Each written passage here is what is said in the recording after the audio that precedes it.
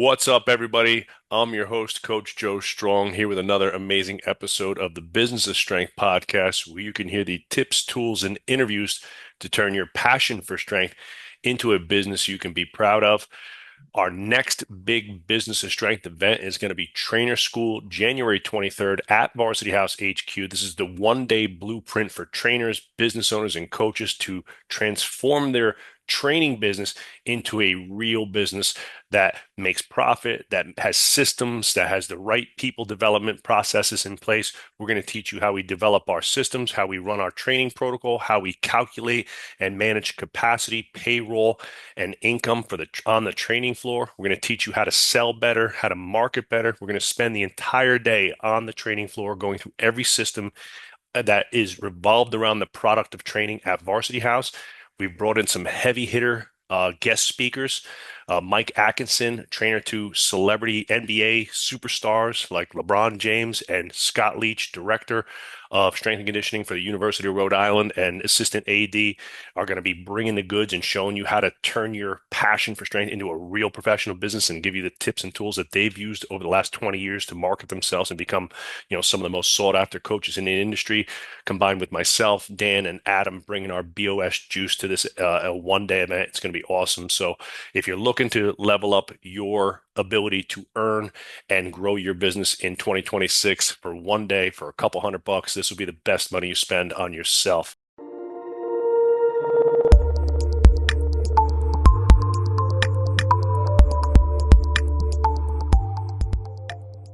Today, I have an awesome guest. I got Powerhouse on the podcast. I was introduced to by my good friend John Welbourn down at Power Athlete a few years ago. We have Dr. Hunter Waldman on the podcast, a sharp mind, exercise physiologist at Northern Alabama, and he's done some work on metabolic flexibility, lactate utilization, stimulant responses, performance physiology, and recently I was in Texas at Power Athletes Collective a few months ago. Hunter gave an amazing speech on supplementation and basically categorizing supplements into, let's call it good, bad, and full of shit in a sense, and really blew my socks off in terms of the research that you're doing, Hunter. So I'm really excited to chat with you, and I'm really excited to take what you're doing in the labs and on a very technical kind of cellular molecular level and helping gym owners around the world translate that down to what they're doing with their clients every day. So thanks for taking an hour to chat with us. Thanks for coming on and cool stuff, man. I'm excited to hear what you got going on. Yeah, thank you for having me, Joe. And you're talking about the like the technical aspects of what we do in the lab and making it digestible for the general population. And that's really that talk was kind of the epitome of what I try and do, which is, and that talk was totally geared towards supplements and TBI, brain health, and we can talk Hmm. about that. But it is very much about, I always tell my team that it's great, whatever we find in the lab, but if we're not making it digestible and applicable and practical to everyone else, it doesn't matter. No, no, and that's a great point. And I think, there is so much misinformation in the realm of nutrition that people get, you kind of have two camps where you can go down a rabbit hole and drive yourself crazy with overload information, and For or sure. you have the other camp which is like, I don't even know, so I just don't do nothing, right? So, Right. and you Yeah. kind of get stuck in the middle. So, well, today I want to dive into some of the truths behind fat loss, performance, supplements, right? And biohacking, Mhm. and so before we get started, Hunter, just give the audience, your quick overview, a little bit about your background, how, what pulled you into the world of performance and physiology and nutrition, and how did you get to where you're at today? Yeah, great question. So I will take a quick step back.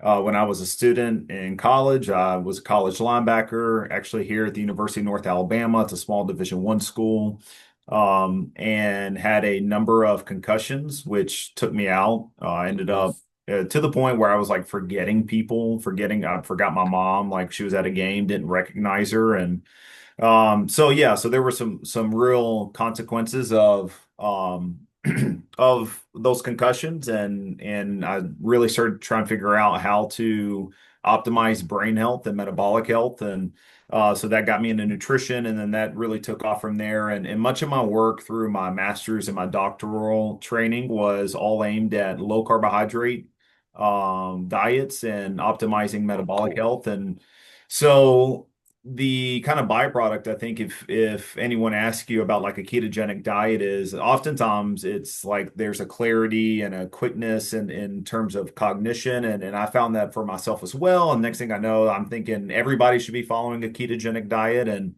but my dissertation and some of the work I did, and specifically in firefighters, led me to really understand that diet is there's 8 billion people, there's 8 billion diets, and so there's not this Yeah. one diet that fits everybody. And that's kind of what I walked away with. And now we're about almost 10 years later. My lab, I've got several doctoral students, master students, all the way down. We've got funding from Department of Defense and Cool. industry, and we pretty much focus on exercise and nutrition interventions with a special focus on supplements, Hmm. trying to optimize metabolic health, cognition, cardiovascular health. And then it's my belief that if you optimize those areas, performance will follow. Of course, there's the training aspect of it, but I can't chase too many rabbits or we'll get nowhere. So I keep my focus on the nutrition side for the most Yep. part. And then I'll let people like you and John Welbourn and some of these other individuals really hammer out the training aspect of it.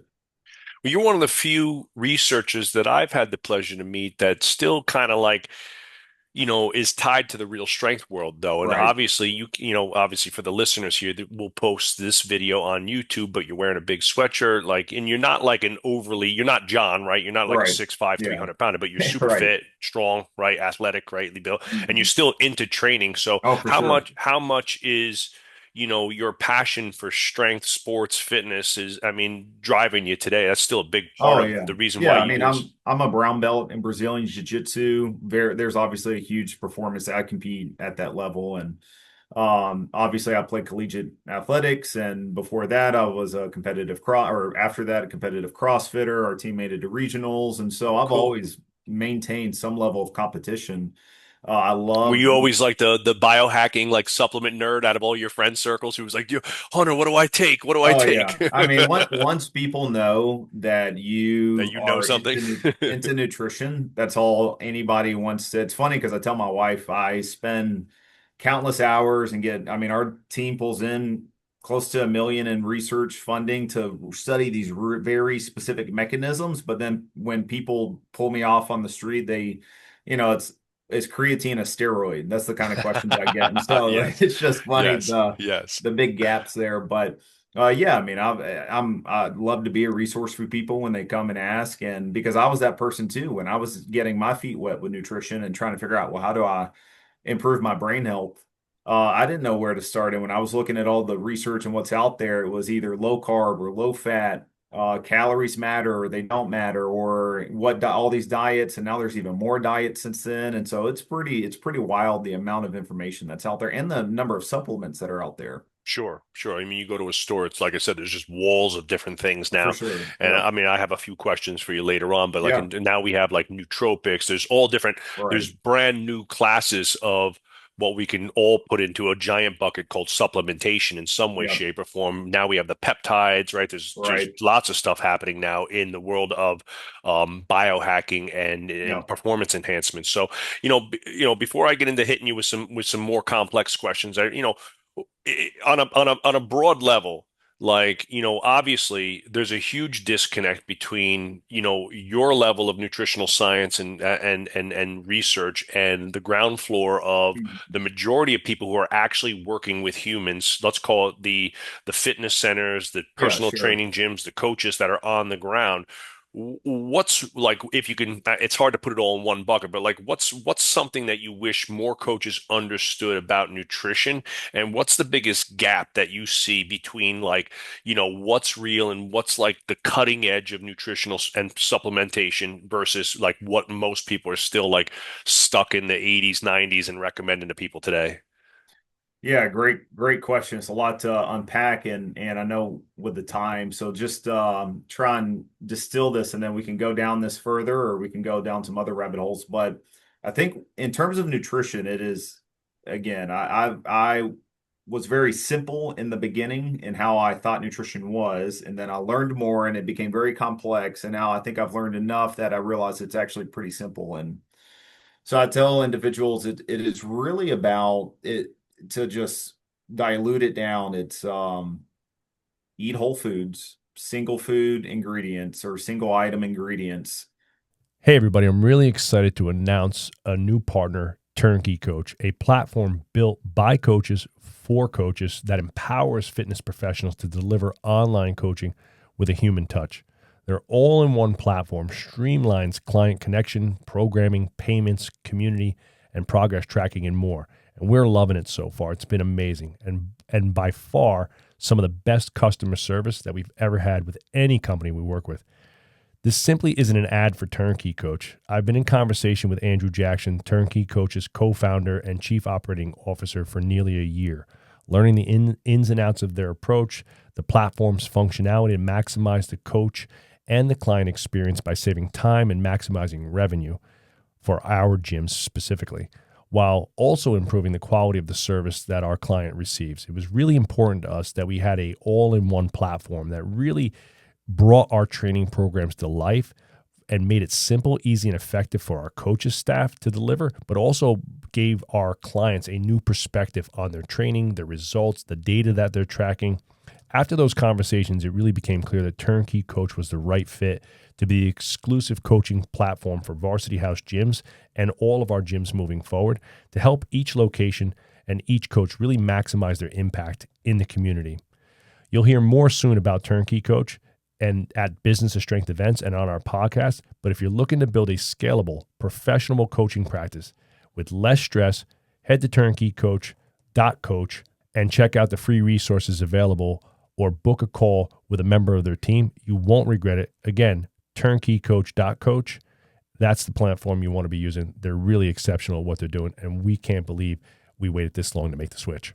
And eat until you're full, but not stuffed. And I think Mhm. if That's you, my problem. yeah, and John Welbourn, he mentioned he has this saying, and I don't know if he came up with it or if a friend told him or, but I've heard him say that the Russians say eat till one full hung or one bite hungry, and Americans eat one bite full.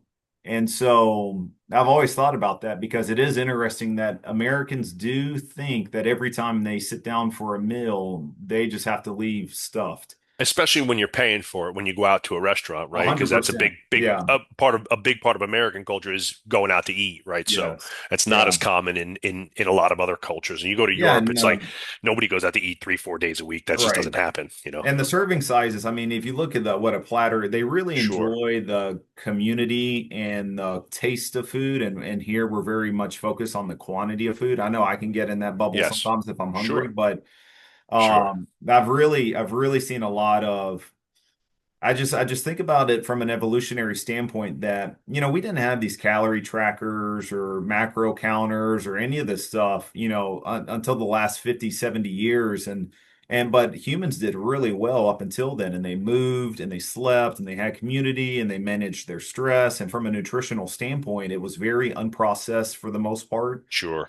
We weren't mixing and matching. Things didn't really come in bags and boxes. And so when I do talk to trainers, and I was a personal trainer for 10 years and I did this, so I Okay. know what that's like. And so when I would talk to clients, it was always very, it definitely now it's very simple. It's, hey, it needs to be whole food, minimize the number of ingredients that are in there, stay on the perimeter of a grocery store, try and avoid the aisles. And usually when I break it down, it's like every meal you want to try and have a lean meat, some type of fruit or vegetable, and then usually some type of complex carbohydrate. If you want to make it really simple, that tends to kind of check all the boxes.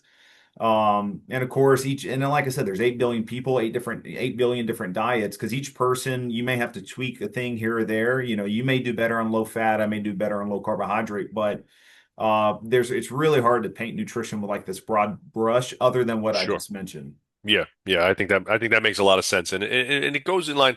I mean, it's definitely what I see most people recommending, and I feel like the hardest part of nutrition for the average, let's call it, busy mom and dad who wants to get fitter, who's, 35 to 65 years old, who's, let's call it, we could use one of your terms, metabolically inflexible, Right. who's kind of gotten stuck in a low or poor metabolic state for a variety of reasons. To get out of that, it really isn't that difficult Yeah. in terms of nutrition, but the problem is their attrition with the program, Mhm. right? And Yeah, sticking to something. I that's think right. we're in such a culture where you're being marketed to so much on your phone, like if you're on social media, it's everybody's best meal that they've ever had. It's everybody, it's Yeah. like every restaurant is posting like crazy. And like, I'll be honest with you, I follow a lot of food influencers and I'm sitting there like diners, drive-ins and dives, like looking at these food. I'm I like, love that man, that show. shit looks good. God. I know. Yeah, me Right. too. I was like, Yeah, God, same. I need a giant, rainbow Italian cookie sundae. Jeez, Yeah, 10,000 calorie sundae. yeah, So that's awesome. So let's talk about that a little bit. I love the idea sure. of metabolic flexibility. So, we talk about can you explain a little bit what that Yeah, is? And most adults over the age of 40 are metabolically inflexible. What is the yeah. major cause of that?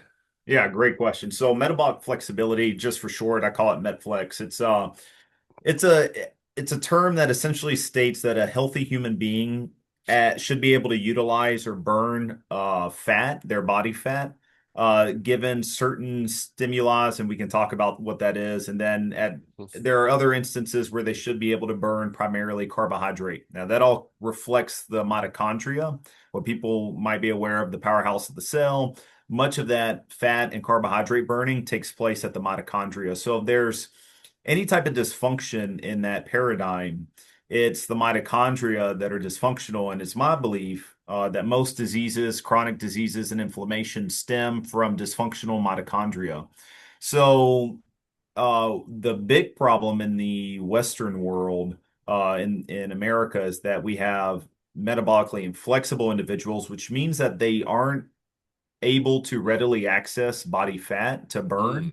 And because of that, it is easily stored but not accessed to be used as a fuel.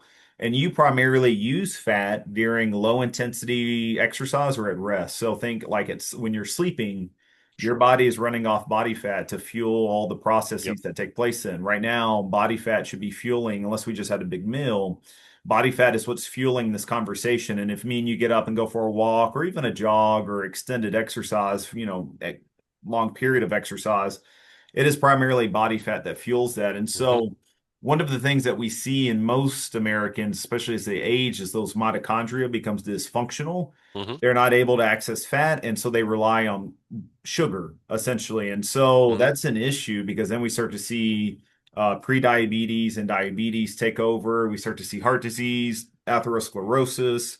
So the major causes of that, again, it comes back to mitochondrial dysfunction, but the way you prevent mitochondrial dysfunction is you stress the mitochondria. Well, how do you stress the mitochondria? Well, and we call this hormesis. So hormesis, also known as it's Hormesis,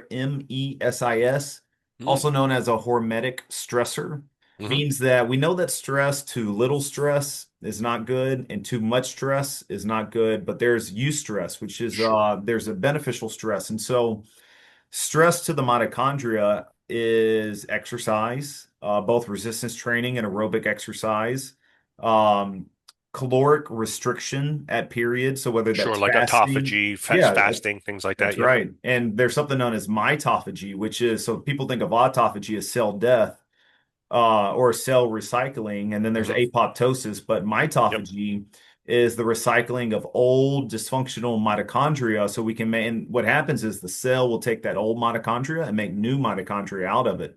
But in Cool. order to activate those pathways, you need that beneficial stressor. And so again, that goes back to these hormetic stressors like exercise of all types, like caloric restriction, and those are probably the two big levers to pull for Mm. hormesis, and people just don't do it. People stay in a full state or a fed state and they don't exercise.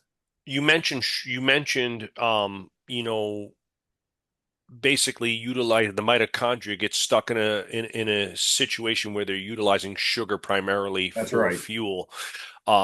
Are there any that you know of? Are there any molecular biomarkers that are released chemically or anything from that that are causing or have any link to, sugar cravings, Mm. insulin insensitivity, insulin resistance, and so forth that you're aware of? Is that part of that chain? Yeah, I mean, there's a lot there, and if you have elevated resting triglycerides, if you have excess body fat, specifically visceral fat, you can start to develop what's called leptin and Hmm. adiponectin resistance, and leptin. Essentially, for the audience, there's two major hunger hormones or satiety hormones. Essentially, what regulates appetite. There's leptin and ghrelin.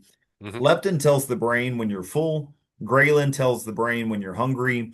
Well, leptin is secreted from body fat. Well, Hmm. when your body fat increases and is secreting more and more leptin, eventually your brain just becomes resistant to it. And I explain it to students like, imagine someone's calling you over and over again. Eventually, you stop picking up the phone, and so that's what's happening between leptin and your brain. It stops listening to that signal, and so the only other signal you get is from ghrelin, which is saying, "Hey, eat, eat, eat, eat." But Yeah. the hunger hormone or the hormone telling you to stop eating, leptin, your brain doesn't listen to anymore. Yeah. So leptin's a big one.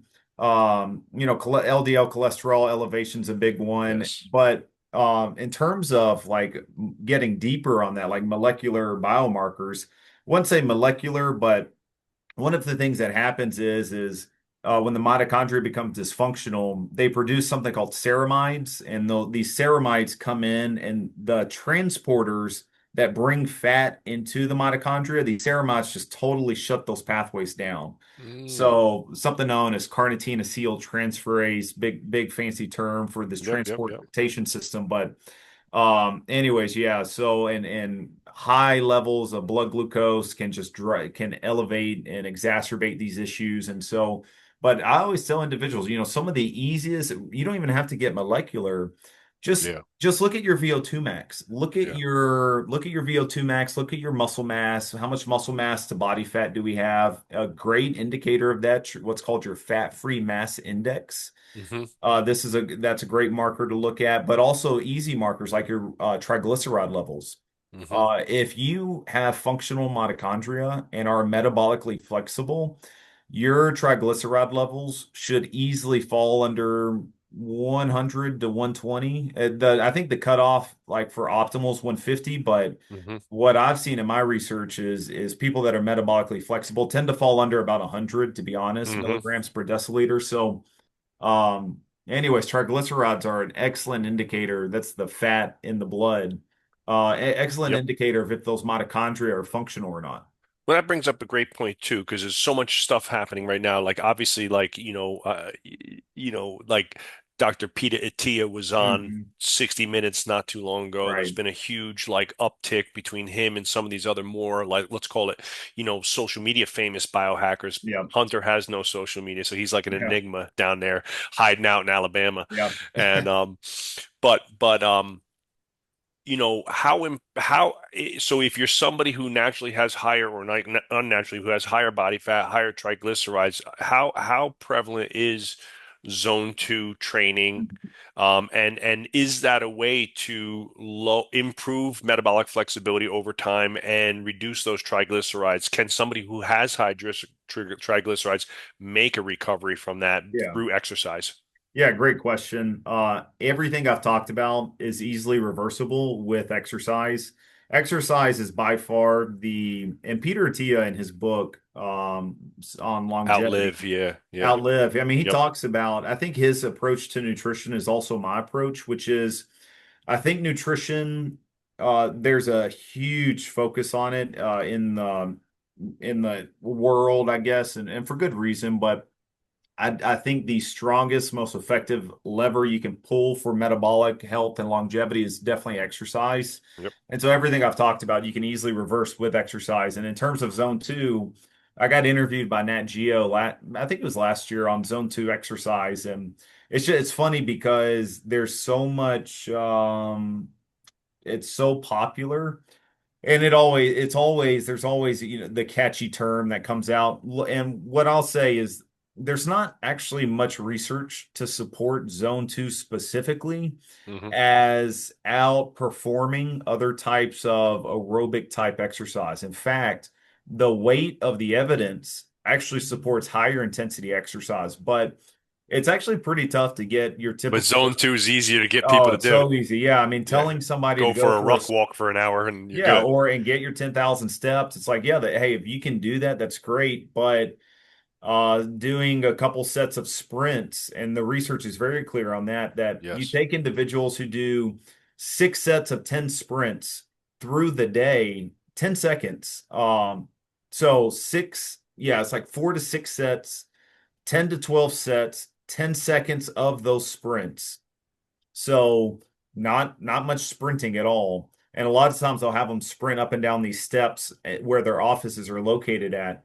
They The must love that. metabolic, what'd you say? I said they must love that. Oh yeah, right. Yeah, I'm sure being sweaty in their suits. And then again, there's definitely like an aspect to this, but the intensity at the end of the day, intensity seems to Sure. win out. It's just getting people to do intense type exercise, and most people don't. So that's where the love of zone two, low intensity, Sure. long cardio has come from. And look, if that's what you want to do, that's fine. Just be aware that there's You're not not a lot of maximizing the benefits. You're that's definitely right. burning calories. It's definitely good for you. Like we don't Yeah, want for anybody sure. it's great, but For if you're sure. looking for peak performance, you got to work. What's your recommendation there? 2 to 3 days a week where you have some higher intensity type work where you're hitting those that let's call it that 80 to 90% max heart rate where you're breathing Yeah. hard. Yeah, I mean, for sure. I think if you look at it, I mean, if we're talking like minimum effective dose, I would say at least twice a week resistance training. Full body would be ideal, but you could do an upper and a lower body sesh in those two. 30, 45 minutes, I mean, minimum. And then um, in terms of aerobic, definitely 1 to 2 high intensity, 80+% of max heart rate intensity sessions, probably 4 to 6 sets, trying to get anywhere from 30 seconds to a minute at that pace. And then if you want to throw one of those low intensity ones in there as well, so you got Hmm. maybe 2 or 3 aerobic days, if you want to call it that, and then you've got, two resistance training. That really Yeah. seems to in turn, and that again, my mindset's not bare minimum. It's not because when people talk about 10,000 steps, I'm like, that's just walking to me. That's just like to Yeah, get yeah, from yeah. point A to point B. I don't Yeah. even think of that as No, I exercise, hit 10,000 steps without even trying. Like Yeah, I'm it's not yeah, even yeah, thinking yeah, about that. But yeah. for Yeah. some people, It's a 10,000 lot. steps is, yeah, it's like that is their It's a goal. And lot. so that's okay. But yeah, you definitely want to just move. I think that's the biggest thing. However much movement you're doing, you should probably be doing more. Well, and again, I don't want to like label anybody any groups here, Hmm. but as somebody who's been in the gym game for 30 years Yep. and in the private sector and has we have close to 700 clients between our gyms, right? And a larger percentage of them are female. There's some Yep. giant misconceptions on exercise and nutrition, especially for the female population, and they're Yep. mostly related around aesthetics, right? Like Right. they're afraid to get bulky, right? Yeah. I can't eat that much. I love it. There's a guy on Instagram that I follow. I can't remember his name, but he does a great job of posting like oh my God, I don't know why I can't lose weight. I don't eat that much. And it's like, a Starbucks Frappuccino, a Oh bagel, yeah. and like a Big Mac, and it's like 3,000 calories. And then the other Easy. Yeah. side is like, it literally like a buffet table of healthy foods, and it's like 2,000 calories, right? And it's Right. like Yeah. so I definitely think like intensity is one of the bigger issue for women who are getting to Hmm. the perimenopausal stage where Right. their muscle mass is waning and they're you go to so many gyms and it's like the woman just grabs those 10-pound dumbbells and does 100 Yeah. reps, right, with no real level of intensity. What do you see there? Like how important is strength intensity as compared to cardio intensity? And Yeah. can you, like, if you're somebody who, like, again, we throw up like a generalization with the quotation, like, I hate running, I hate cardio, which is a lot of people could be put in that box, right? Yeah. My take on that is, well, find something that you like, because you got to do it, especially when you get over Right. 40. It's like, if you want to stay alive and healthy, you got to do some cardio. Like, this is Yeah. fucking what it is. I We're know. not Yeah. 22 anymore. We got to do it. Right. Yeah. But how important, or like, and again, like, if we're building a pyramid of success, kind of think like John Wooden at the base of that pyramid, I've always put strength training, but how important is Yeah. strength intensity versus just doing resistance training? Yeah, and again, I'm going to keep, in this answering this, keep the focus maybe on our women specifically in that kind of perimenopausal range, because it definitely there's some argument and debate, I guess, depending on what life cycle we're talking about. But if we're focusing on that group, and I remember working with women who, and a lot of times it was, yeah, I don't want to get bulky. They would want to talk about their nutrition. A lot of times it was they want to get back to their like pre-baby bodies, and so that was always something that got brought to my attention. But I would put at the base of that pyramid, and I think a colleague of mine, Dr. Abby Smith Ryan, does a lot of this work, and I've got other colleagues that do this. I would definitely put at the base resistance training. And then I think the research is coming out and becoming more clear that women, especially in that perimenopausal window of about 40 to 50 years ish, they have to get 2 or 3 sessions a week with weights that definitely challenge posture and position. So, what I mean by that is an Yep. intensity that definitely, uh, the way I think of it is it kind of makes you second guess before you grab the barbell. It's not something you can just pull off and go Right. rep out. It's something you kind of have to really mentally, at least this is what I have to do with heavy weights, right? Brace yourself, get Yeah, psyched I up mean, a little bit. there's Yeah, kind of yeah. a mind. I have to crank the music up and really Yep. kind of get in my head to go do that. And so, it's It's a not great way to common. put it. I love that. That's a great, simple kind of thought Oh process yeah, of, like, because I think a lot of people just, part of the problem is they might not even understand what intensity means and, like, right. how to even get there. As soon as a Yeah, lot of people start to feel that little bit of burn, it's like, yeah, and they back yeah, yeah, off of yeah. it. Well, if you see, you mentioned a lady going and picking up 10-pound dumbbells, and yeah, I mean, not think twice about it, but grab that same person and say, well, grab the 20s, and they'll hesitate. And that's kind of what Yeah. I'm talking about is like you can do it, especially because you're doing 50 reps with the 10 pounds. So I know you can do it with 20 pounds, you can get some reps in with the 20 pounds, but it makes you pause for a second. And that's kind of what I'm talking about is you Yep. should be challenging yourself with those type of weights 2 or 3 times a week with resistance training, hitting the major muscle groups, and look, the research is so clear. The menopausal transition leads to metabolic inflexibility in women for sure because of the hormonal changes. And the really what the research is showing is one of the primary ways to stave that off, including the loss of bone density, the loss to cognition that women will experience due to a drop in estrogen, some of these other like the experiences in hot flashes. Resistance training can help offset all those symptoms. Now, it may not prevent them, but it can definitely mitigate them much more so than not resistance training. And then, of course, there's research coming out on increasing their protein ingestion. Creatine monohydrates really getting a big Yeah. role right now in that area. So, but yeah, I would definitely say there's enough jumping in the group classes, which again I love. I think it's awesome. Definitely support everybody moving more, but you definitely have to figure out a way to increase the intensity, and there's not enough of that. Right. Specifically on the strength training That's side. right. Yeah, Yeah. yeah, yeah, yeah, yeah. I always say, classes, boot camps, and again, Orange Theory, F45, they're great. They get people Yeah, moving, sure. right? They're workouts. Yeah, It's not training. It's that's right. different, right? Yeah, it's, So, it's all about caloric burn. correct. It's a Hmm. great workout. Hey, when I was out in Texas visiting you guys, I went over to a Rumble boxing studio and did a Yeah, boxing class just to get a workout in. I walked sure. a few miles and then did a boxing class because it was there, Yeah, and it's like, cool. It was yeah, fun. I sweat like a pig. yeah, That's not training. And I think there's a big misconception with a lot of, like, people that are not into fitness, the yeah, difference between working out and training. Training as a whole is always, more built around real strength training with programming, Yes. periodization, long-term progressions and plans.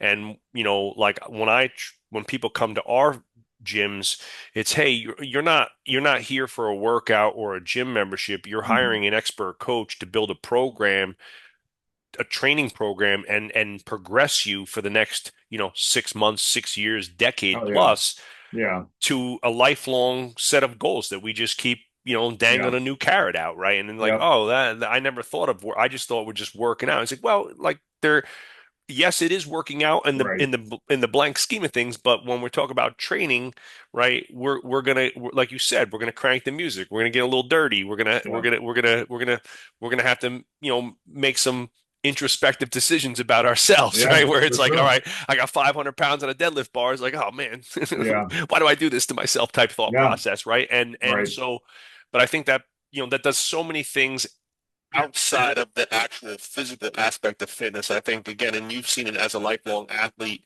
and practitioner of strength, where that builds resiliency, confidence, commitments, habit setting and things like that. So I think, fitness as a cliche for life has such a great carryover because, Oh yeah. you know, Mental fortitude oh and man, yeah, like setting goals, for sure. camaraderie, like some of my best friends are like my gym bros, you know what I Yeah, mine mean? And it's too. like hanging out with like I love it when we on Fridays, me and a few guys get together like twice a month and train some OGs from the gym, Dan, my business partner, a few of us. And it's like that's like the best workout of the month. It's like because we Yeah, just have so much fun. So for sure. really cool. All right, man. I want to hit you with the supplement stuff because I know people Yeah. want to get the goods, Yeah, let's do and it. this is what you're good at. So you've done a ton of research on stimulants and ergogenic aids and stuff like that, right? And I'm a coffee kind of only guy, right? I really Yeah, don't me use too. any pre-workouts and stimulants. Now, I'm gonna call out one of my employees, Steph. She's amazing, right? She's our adult coordinator. She's a really great young, coach who's been with me now for going on 6 years, right? She rips like four bang energies a day, right? Yeah. And drinks coffee and Oh yeah. right? So what works and what's nonsense? Okay, let's go down the list. Caffeine, Yeah. the good, the bad, and the ugly. Yeah, I mean, caffeine, probably the most potent ergogenic aid that we know. I mean, by far, the research, bar none, works for most people. It's it in terms of the return on investment you get out of caffeine, it's really nothing touches Pennies on it. the dollar. I Yeah, mean, yeah. it's acute creatine you've got to take usually chronically to start seeing ergogenic effects, but yeah, caffeine, I mean, it's phenomenal. The problem is, and a lot of people are unaware of this, and of course, there's a lot of caveats we could get into on like there are responders, non-responders due to genetic differences, Mhm. and women specifically metabolize caffeine differently in different phases of the menstrual cycle. Oral Mm. contraceptives, birth control can affect caffeine metabolism. So you could really get into the weeds on it. But one of the really interesting things with caffeine consumption is how the primary mechanism in which it works, it essentially binds to these receptors in the brain that tell the brain, they're called adenosine receptors. And Hmm. so when adenosine binds to those receptors, it tells the brain you're tired. Well, caffeine mimics adenosine. It'll enter into that receptor and block adenosine, so your brain never gets that tired feeling. And so that's why people drink coffee per se or energy Hmm. drinks when they're feeling down or fatigued. But the reason I say all that is because we know that people who drink caffeine continuously, and especially at high levels or dosages, anything over maybe about 500 milligrams a day, your brain increases the number of adenosine receptors it used to have. And so you Mm. have to drink more and more caffeine to get the same effect. And so there's this habituation effect that starts to occur, which means you have to do more. Yeah, me too. Me too, right? And so, but here's the crazy, if I it only love my takes, coffee. yeah, come off your caffeine for a few days, which is obviously very hard to do, but and then reintroduce it maybe 7 days later, and you will get to re-experience what that ergogenic effect is. It's insane. It's insane. And so I get I'll high for the first time. yeah. It's so Oh, good. it's crazy. I know. So sometimes I'll do like a 30-day break from all caffeine, and then that day I come back to it. It's phenomenal. It's I've almost like never being been on able a to go that long. oh, I've it's made it a yeah. week. I Yeah. inadvertently yesterday had a packed schedule, didn't have any coffee or caffeine Yeah. yesterday. I did pop a ketone though, an androgynous Okay, ketone, cool. which helped. Yeah. But boy, by the end of the day, was I Yeah. like a miserable cuss. My wife was like, Yeah. It's so nasty today." I was like, Yeah. "I didn't get my coffee." Yeah. She's like, I could "All be right." like that too. Yeah, yeah. So Yeah. let's go to the next one. What about so like really popular in a lot of these like pre-workouts and stuff is like beta alanine, Yeah. Yeah. nitrates, Yeah. stuff like that. What's your take on those? Beta alanine. I'll just throw out some of the definitely the ones that are pretty solid. So caffeine we covered. Beta alanine, citrulline malate are Hmm. both excellent. They help with buffering and blood flow. Buffering being like that burning sensation. Beta alanine is great at doing that, buffering that burning sensation, which comes from a drop in pH or acidity. Citrulline malate's phenomenal for nitric oxide production, getting more blood flow to the muscle. Um, the creatine monohydrate's another big one, of course. And again, we can go down the specifics of any of these, but those are probably when you talk about ergogenic aids. Maybe the other big one too would be like nitrates or beetroot juice Beetroot or juice, yep. yeah, though again, that kind of has a nitric oxide effect. Those are probably the major ones in terms of ergogenic effect. And you start getting into like nootropics, and I tell everyone like there's no better nootropic than caffeine. I mean, by far. I mean, we can talk. I've done lion's mane, cordyceps, Yeah, yeah, yeah. mushroom type research, and and we could talk about the pitfalls of the research that comes from that. But when people are pushing like mushroom coffee, or I'm not saying chronic ingestion of that stuff doesn't have an effect, but if we're looking for an effect here in an hour, my go-to is going to always be caffeine, probably beta alanine, and either citrulline malate or some type of nitrate. I got this from my buddy Jay Ferrugia, right? I don't know if you know who Jay is, if you've heard that name, but I've heard the name, he's an yes. OG Jersey, garage gym guy who's got a great Yeah, cool. podcast himself called Renegade Radio or the Jay Ferrugia Oh Radio yeah, yeah, now, yeah. right? Yeah, Right. familiar with it. And Jay had given me like a cocktail that he recommends for his pre-workout, and I've been taking it ever since. And that's obviously salt, that's more for hydration. A little bit of Yeah, salt, sure. creatine, citrulline, beetroot juice, iced coffee. Tastes like Yeah. shit, Oh, I'm sure. gets you ripping, Yeah, right? Gets you I'm ripping, sure. right? So, I mix that all up into like a 32-ounce water. I drink half of it before I go downstairs and do my cardio. When I'm done with my cardio, I come back up, drink the rest, go hit the weights. And Yeah, and excellent. that's It's got that everything. Those are the big ones. And so, if anybody's pushing anything else, there's just simply not enough research to put it in that really is a class in its own of like we know this works for the majority of right. people. Those are your supplements. If you want to bring any others up, when I'm talking to people, it's like there's just the evidence. In fact, we've got a big paper about to come out on pretty much all of this out of the International Sports or Society of Sports Nutrition, ISSN. So it's a position stand on a lot of what we're talking about right now. Okay, that's awesome. I love Yeah. that stuff. And you know, let's talk obviously a big thing in fitness and well, let's talk fat burners, Yeah, Ozempic, sure. GLPs, right?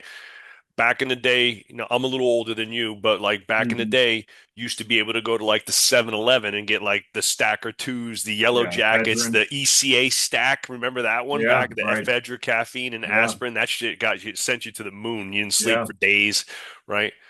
Are there any fat burners out there or anything that people can take in terms of supplementation that's natural before we get to GLPs Yeah, I was about to that say, can help burn fat?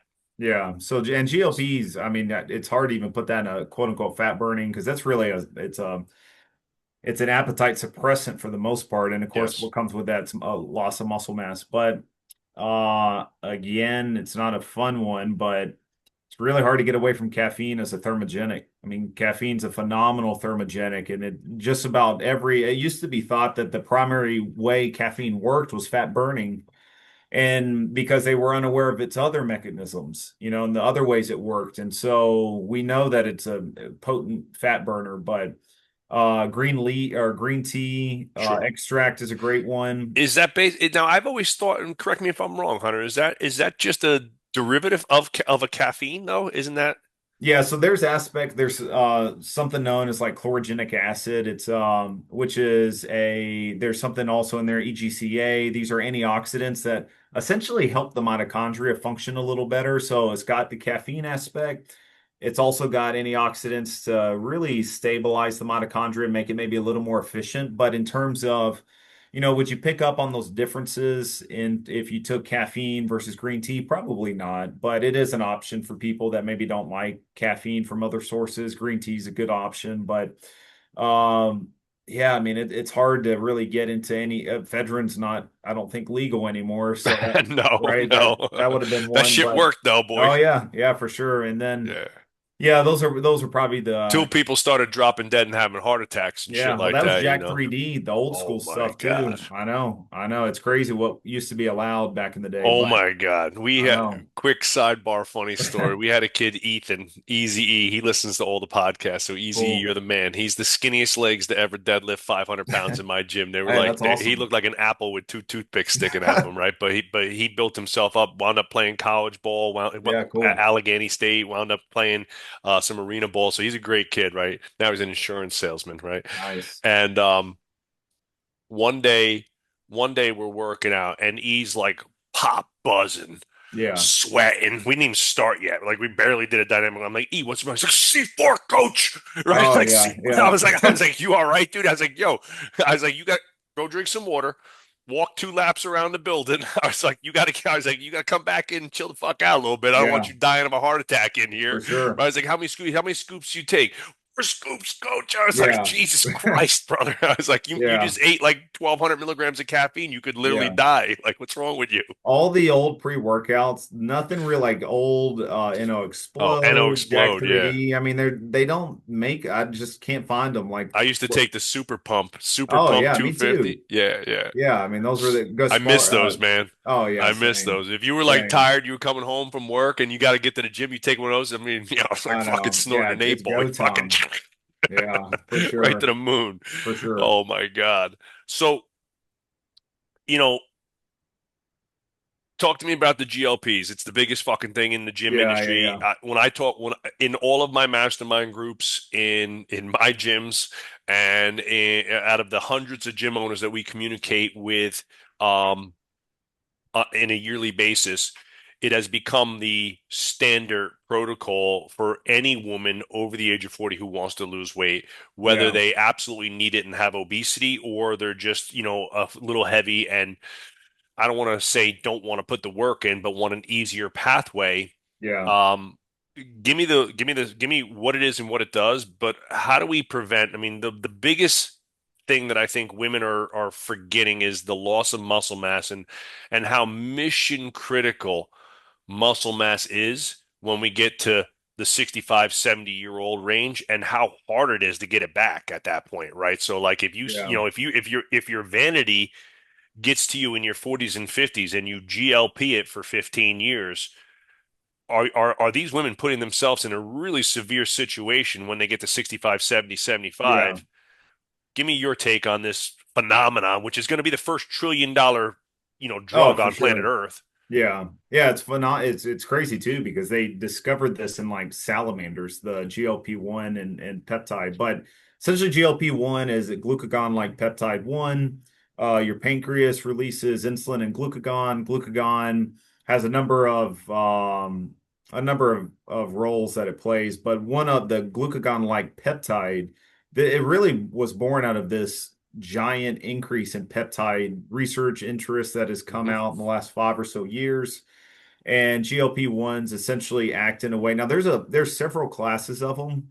Hmm. And to be honest, I'm not up to date with the newer classes, but when they were the very first ones like Ozempic I mean, they act in a satiety suppressing what manner. They essentially block hunger signals to the brain, what we talked about earlier. And there is a catabolic aspect to it in terms of muscle mass. Now, how that specifically works, I'm not sure, but there's no the big problem is there's so many people on them and we have no long-term research. The side effects are, yes, you absolutely will lose weight. It looks right now somewhere between 15 and 20% if you have that much to lose, seems to be about correct. And then, but there is a significant cost to muscle mass loss. And if you look at quality of life as well as quantity of life, we know one of the strongest, if not the strongest predictor of that is muscle mass. So it may be one of these things that you are giving Mm. up your quality and quantity of life later on for vanity purposes today. I will a little side story. There was a lady friend I know who was very overweight, probably plus 300 pounds. I mean, I saw her a couple weeks later, lost a significant amount of weight. And obviously it was very clear. I mean, GLP-1s are what are doing that. And everyone's on them. And but she was every time we talk, she's very sad and almost to the point of depression. Mhm. And we got to talking. And ultimately what I walked away with was losing the weight was not the end all be all, the answer to the problems that she thought they were. And so I only mention that because there really is we were talking about all the benefits of training earlier and mental fortitude being one of them and goal setting, and there is a real missed key to optimizing life, I think, when you go straight to a drug and you miss out on what it actually takes to set a goal for yourself, have to work towards it, be able to accomplish it, develop the habits that come with it. Oh shit, And yeah. I mean, that's a complete, I mean, the benefits of I mean, doing yeah, the work are you could stack that up a mile high versus yes, taking a shortcut. Look, I grew up in the 90s. yeah, Half my friends jumped on the steroids. yeah, I had friends who, they wouldn't be in the gym all winter long, and then by Memorial Day they were jacked and tan, ready for the right. Jersey Shore, Yeah, right? for sure. A lot of those guys are a wreck today, and they're barely, Yeah, and again, like you said, like because they didn't do it the right way and build right. the habit sets to actually do it over the long term, they never really found the true fulfillment in what Yeah. fitness and lifestyle, can do for you in a sense. For sure. And it carries over to your family and beyond Sure. yourself. And so, the way I look at GLP-1s are they can be a tool in the toolbox for people that really need them. I'm not talking about the mom that needs to lose 10 pounds Right. or, we're talking severe obesity to the point that Yep. they can't move because it's so painful and it just they can't do it Right. And you're without in risk of serious health harm. risk at that point and stuff. Yeah. Yeah, look, I'm all about it. But if we're talking about that's not most people on them, though. Most people on them that I know are the mom and dads who have 10, 15 pounds to lose. And they're telling me they're too busy and they can't find time to get to the gym or eat healthy because they've got kids. And it's like, I'm there too. I'm busy. Hmm. I've got kids, I'm aware of these excuses, but really being able to yeah, I just they get me fired up a little bit just because they are being pushed on the masses right now. And look, they're a peptide and so were anabolic steroids. Those are peptides, and as you Sure. mentioned, look Sure. what you look at that generation, because I grew up in the 90s as well, and seeing how Mark yeah, just McGuire, the Barry yeah, Bonds, those guys, exactly. And yeah, exactly. And I think you we're going know, to see that same effect on these peptides. We just had John posts that sometimes you see Dad, it's like a meme. He's like, Dad, how that. come you like lifting weights so much? And it's like my childhood. And it's like, everybody from Yeah, Arnold to Stallone to Love, every yeah, movie star, for every sure. sports star, the wrestling stars, anybody who was all the cartoons, all the toys were jacked, the Yeah. He-Mans, everything was jacked. If you Dragon weren't Ball jacked, Z. you weren't Yeah. cool. Yeah. Joe, you may have been a little past it at this point, but did you ever, I grew up watching Dragon Ball Z, and so that was like, I still watched it. I was more of a yeah. teenager at that. I was a Okay, little bit gotcha. older. I was probably in my late teens, early 20s, but I loved that shit. But like Oh again, man. like Goku and Yeah. Vegeta were jacked. Oh, Everybody was jacked. jacked. That's what got me into working out when I was like 10. I started when I was 10 because I would watch those guys and be like, I want to look like that. I watch purposely, and I know we talked a little bit about raising our kids a little bit, and Mhm. like you jokingly said, I want to be the first. I want to have the first kid on creatine in the Oh, country, yeah, yeah, yeah. Kalani, yeah. right? Explosive diarrhea with a Yeah. 1-year-old, but I have a in my garage where I train. Me and my son train 3 days a week. We do Monday, Wednesday, Friday, and then we do like a Saturday field day, right? And he does the other Yep. days with my wife. We train every day as a family. On the days that we're not lifting and doing a real workout, we do like a like a 10-minute family fitness, and we just do some calisthenics and stuff. But we Yeah, always get cool. something in, right? And I have all the old like pictures. I got Dragon Ball. I have Yeah, a lot of old the movie pictures, like the old Rocky picture, the yeah, old like Commando movie yeah. posters and stuff like that. That's And we awesome. watch all those old cartoons with my son. I watch Dragon Ball, Yeah, He-Man, Thundercats. Like everybody yeah, was cool. jacked, everybody was Yeah, yoked, and he's like, yeah, "Daddy, everybody's jacked." I was like, "That's right. No yeah, freaking no Bluey in this fucking house." yeah, yeah. That's awesome. Like, That's great. that's all Yeah, right, cool. So one of the things that you talked about at the last collective that really blew my mind, and as a dad with a kid who's playing contact sports, right? mhm, He's a little guy, right? He's only 8 years old, my son, and he's wrestling, jujitsu, right? yeah, Wants to play football. We passed on football this season just to wait another year or so.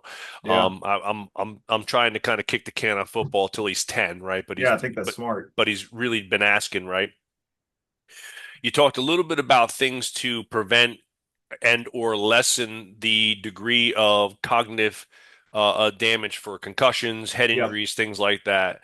There's a lot of gyms that listen to this podcast who work in the sports performance realm. What are, the top things that, parents and coaches should be recommending to kids who play contact sports? yeah. Great question. Usually, I mean, the research it varies in terms of age and supplement, but usually after the age of 10, there's evidence to support the following. Creatine monohydrate. It's not going to risk, as long as there's healthy kidneys there, there's no risk of any. I mean, there's so much research been done on creatine at this point as being an effective supplement, both for cognition and metabolic health, physical health. There's even a push now that it may start being recommended. It may start being recommended soon by pediatricians as almost like a Mm. cognitive enhancer in children. And so I know that that's being discussed out in Texas for sure. But creatine monohydrate, 5 grams a day is what we, kind of the starting recommendation. Magnesium. And what age group are we talking here for kids? Like it could be even as young as Antonio, like 8, 10, 8, 9, 10. Yeah, so starting at about the age of 10 is where the evidence is really, I would say, sufficient to support it.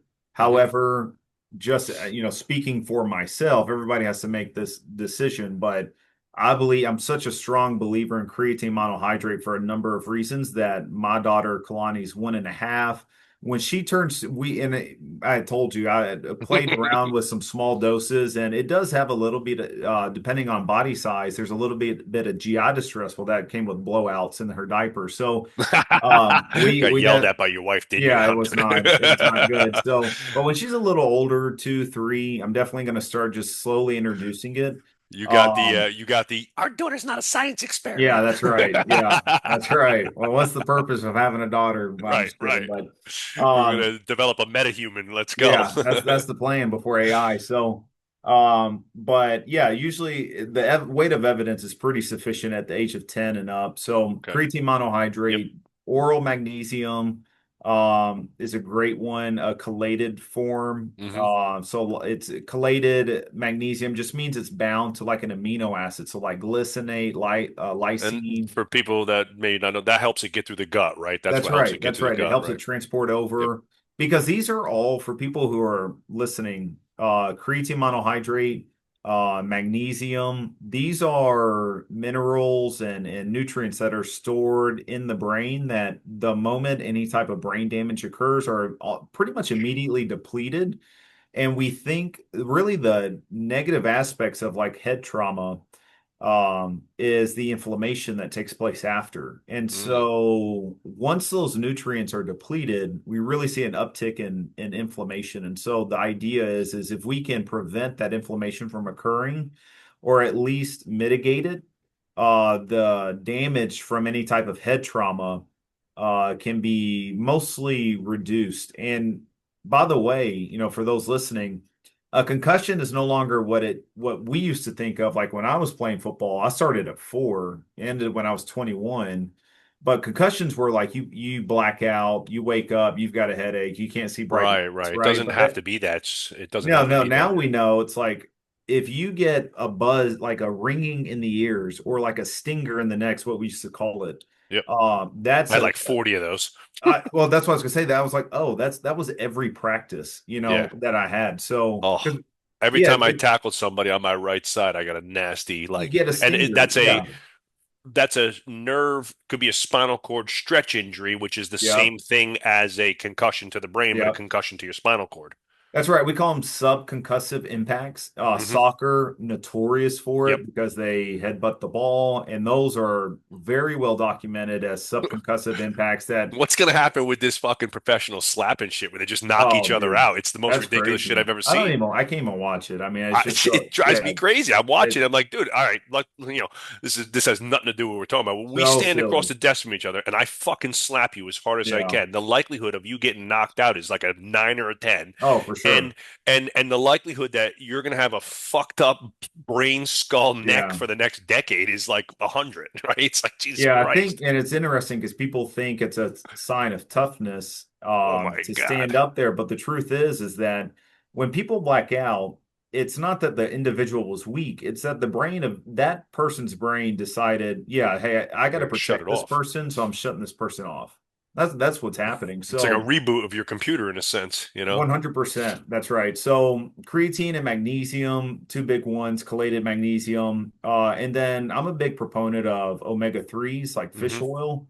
That's a huge one, pretty safe at any age. I mean, and look, you look at there's not a lot of supplementation in these, but the blue zones where kids are eating fish all the time at little Sure, ages, sardines and sure. mackerel, and We just made a they commitment to a family to have a can of sardines each twice a week. It's like, yeah, perfect. I yeah. mean, it's yeah, it's My exactly son's that. not happy about it, but I mean, Yeah. Well, a little mustard and crackers, yeah, that's they'll it. That's they get it. over it. That's So, it. but yeah, omega 3s because with the creatine and magnesium, again, those are the nutrients that are depleted fairly quickly. So Hmm. there's definitely some brain health aspects to those, but then the omega 3s like fish oil, or krill oil, or just eating fish, once or twice a week. Yep, That in itself helps prevent the inflammation should it occur. So those are the three big ones for sure. that's awesome. Talk to me a little bit about the ketones because we talked Yeah, about that. I've been taking ketone IQ for quite some time now. cool. You know, that I know you talked a lot about that role in a Yeah, protective mechanism with the brain post yeah. concussion or before, or is it? Yeah, so ketones, unless you're following a ketogenic diet, which again, I don't recommend for most people, but it definitely has its role in metabolic health and cognition, but it's very difficult to follow a ketogenic diet for most people. So in terms of brain, you can get in an acute state of ketosis with exogenous ketones. It's a supplement you can take, and within about 10 to 30 minutes, you're in a state of ketosis, and it can last anywhere from an hour to several hours, depending on the form you take. What ketones do is they essentially displace glucose and become the preferred fuel in the brain. And so the brain does really well when it's presented with ketones, which is why I followed it when I was having cognitive issues and we'll still play with it from time to time. But when you have a type of brain injury, some type of TBI, the brain, for most everybody, the brain runs primarily off glucose, blood sugar, but in a damaged state, the brain stops utilizing that glucose. And so it becomes what we call hypometabolic, meaning there's no energy there to fuel its recovery process. Mm, So instead of trying to shuttle more glucose, because I think you mentioned like Gatorade being something that people would do, that was like old school. And I yes, wouldn't say old school. They still kind of recommend like, hey, take a Gatorade or increase your glucose intake. The yes. problem is the brain can't use it. And so what ketones Mm. do is it provides the brain an alternative fuel to help with that recovery process and even maybe mitigate the inflammation occurring. So I usually recommend having some type of exogenous ketone on hand, like ketone IQ. And should some type of brain injury occur, subconcussive or concussion impact, you have that and you take it as soon as you can right afterwards. That's awesome. I mean, as soon as I got home from Texas, I literally told my wife, "Hey, let's put two of these in our bags just in case." Yeah. Couple months ago, And again, it's one of maybe I hate to admit it, to the World Wide Web, but maybe a bad parenting moment where like, you're in the wrestling room and kids are going hard. They're live wrestling, right? And my son got taken down and,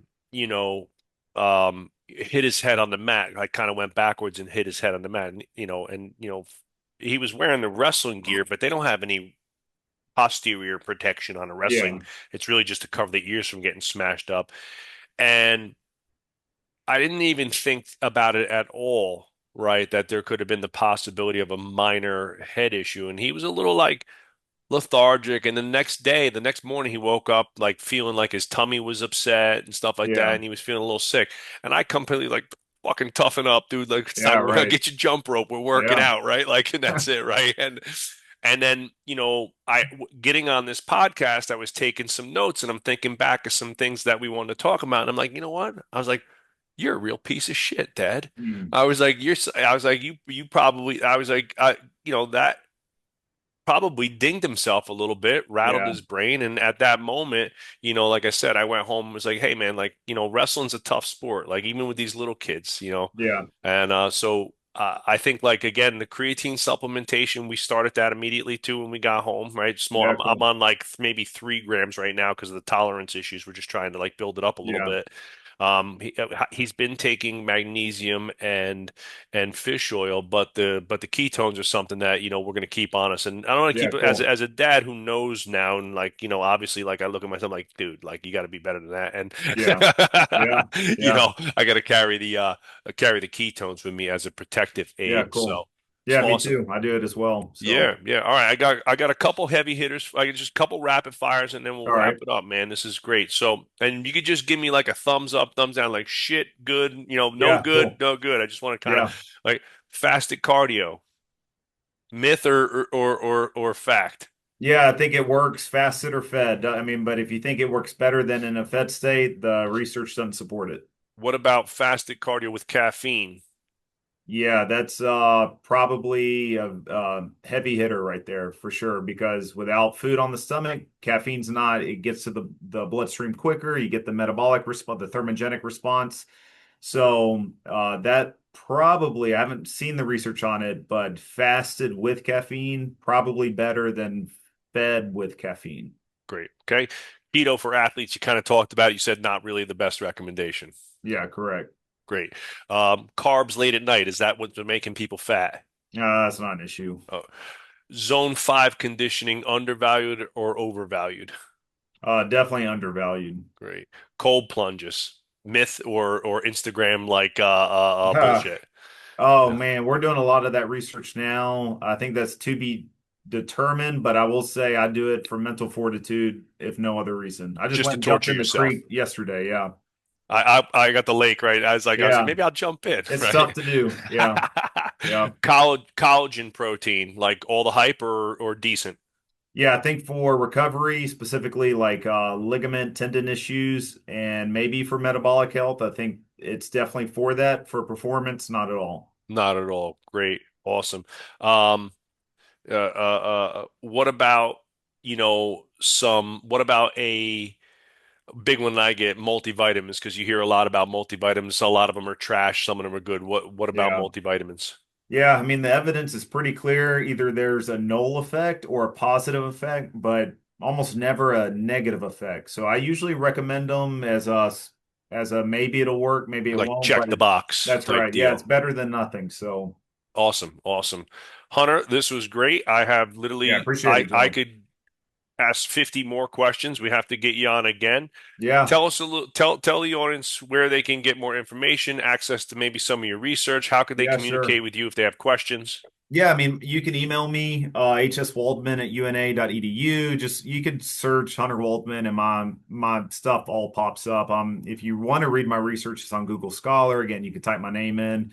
I'm on LinkedIn, no social media. I've got a flip phone, so if I email you, it's definitely from my computer. So but yeah, I mean, you can YouTube. I've been on several podcasts and we talked about all this. John Welbourn just put up that talk I gave on TBI and supplementation, so you guys can check it out there. And I'm hoping maybe I can get out there sometime where you guys are at to one of those conferences, talk and maybe Sure. meet some people in person. So No, I'd love to. We'd love to have you. yeah, cool. I think that'd be a big hit for the next Underground Strength Con. I'll have Yeah, it'd to be sweet. put your name in the bucket for sure. So, Cool. Yeah, Hunter, appreciate thank it, you so Joe. much. Have a great rest of your week. This is the Business of Strength. We'll see you next time.